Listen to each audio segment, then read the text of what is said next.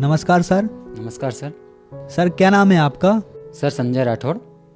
संजय जी कहाँ से आए हैं? गांव सुलगांव, तहसील पुनासा, जिला खंडवा, मध्य प्रदेश से आया हूं सर मैं। संजय जी, संत रामपाल जी महाराज से आपने नाम दीक्षा कब ली? सर मैंने 16 दिसंबर 2013 में संत रामपाल जी महाराज जी से नाम दीक्षा ली। संत रामपाल जी महाराज से नाम दीक्षा लेने से पहले क्या आप कोई भक्ति साधना करते थे? जी सर, मैं सभी देवी देवता हैं जैसे दुर्गा जी, शिव भगवान, इनकी भक्ति करता था सर मैं। तो जो देवी देवता दुर्गा आदि की आप भक्ति करते थे उससे आपको क्या क्या लाभ हुए?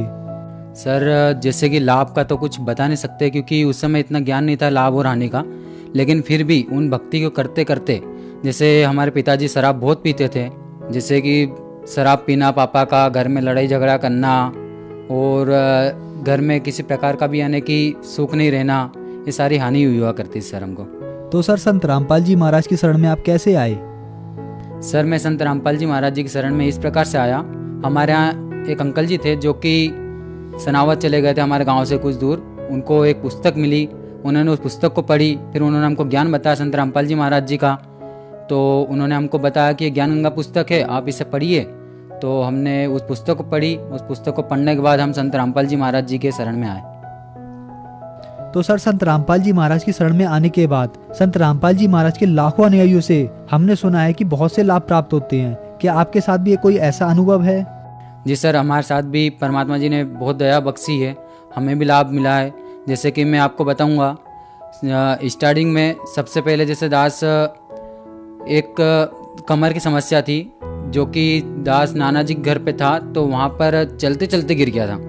तो वो कमर की समस्या परमात्मा जी संत रामपाल जी महाराज जी की शरण में आने और नाम दीक्षा लेने से ही समाप्त हो गई। उसके बाद दास पेंटिंग करता है। दास 30 फीट ऊपर से मंदिर का गुंबज कर रहा था। दोपहर का समय था, दोपहर के 12 बजे, और उस समय ऊपर से पेंटिंग करते करते 30 फीट ऊपर से दास नीचे गिरा। लेकिन संत रामपाल जी महाराज जी की ऐसी दया रही कि जो 100% मौत लिखी हुई थी, उस मौत को संत रामपाल जी महाराज जी ने टाली।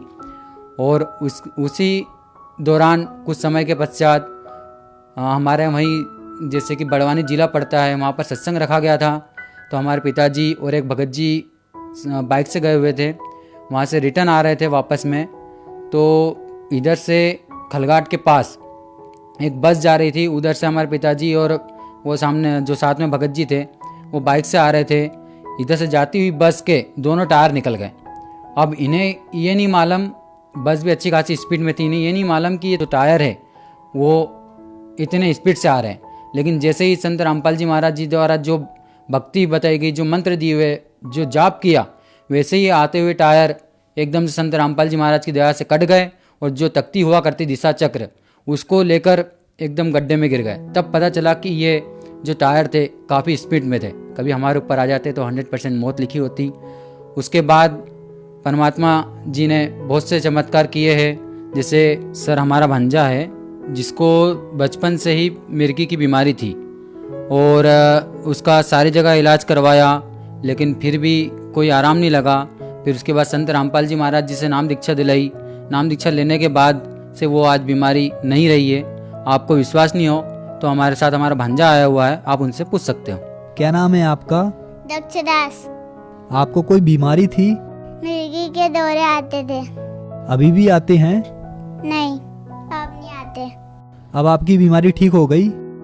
हाँ, कैसे ठीक हुई? संत रामपाल जी महाराज के शरण में आने से। सर आपने बताया कि संत रामपाल जी महाराज की शरण में आने के बाद आपको लाभ प्राप्त हुए। आपके भांजे से हमने जाना कि उसके मिर्गी के दौरे भी ठीक हो गए।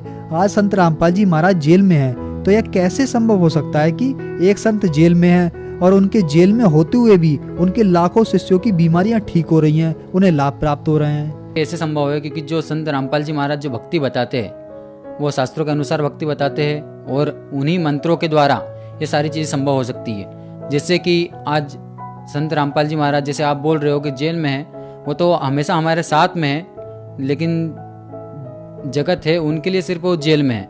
और संत रामपाल जी महाराज हमारे पल पल साथ में हैं और उनके द्वारा जो भक्ति साधना बताई जा रही है उससे कैंसर जैसी बीमारी भी ठीक हो रही है। तो ये तो मामूली सी बात है भगत जी, छोटी छोटी बीमारियां ठीक होना।